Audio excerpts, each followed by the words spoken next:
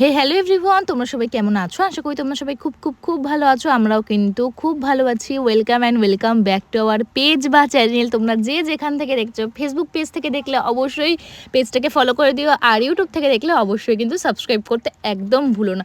তো কালকের বৃষ্টিটা সবাই কীরকম এনজয় করলে আমাকে কিন্তু অবশ্যই কমেন্ট সেকশনে জানিও। কালকের বৃষ্টিটা কিন্তু খুব মারাত্মক একটা বৃষ্টি হয়েছে। অনেক দিন পর কিন্তু আবার শিলাবৃষ্টি হলো। যাই হোক, যতই শিলাবৃষ্টি হোক আর যতই বড় বড় শিল্পরূপ, কাজ তো করতেই হবে। তো কালকে ছিল আমাদের অনেকগুলো কাজ। তো প্রথমে এখানে আমি ক্যারাটিনের ক্রিম অ্যাপ্লাই করছিলাম, আর ক্রিম অ্যাপ্লাই করার পরেই দেখলাম এরকম মুষলধারে বৃষ্টি শুরু হয়ে গেছে। কিন্তু বৃষ্টিটা খুব ভালো লেগেছে। আমি কালকের দিনটা কাজ করতে করতেও খুব এনজয় করেছি আমরা। তারপরেই অনেকগুলো কাজ ছিল। এইখানে ছিল টো এক্সটেনশান, হাতের এক্সটেনশান।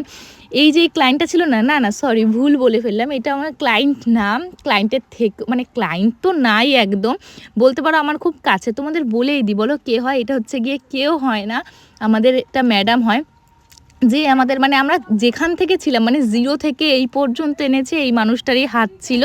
আর এই তো ক্যারাটিনের রেজাল্টটা তোমরা কিন্তু অবশ্যই কমেন্ট সেকশনে জানিও কীরকম হয়েছে রেজাল্টটা।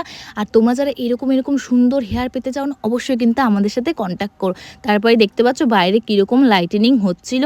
আর এই তো কাজ শেষ করে দিদি আমি ভিজতে ভিজতে একদম বৃষ্টিতে পা ভিজিয়ে প্যান্ট ভিজিয়ে চলে আসছিলাম বাড়ি।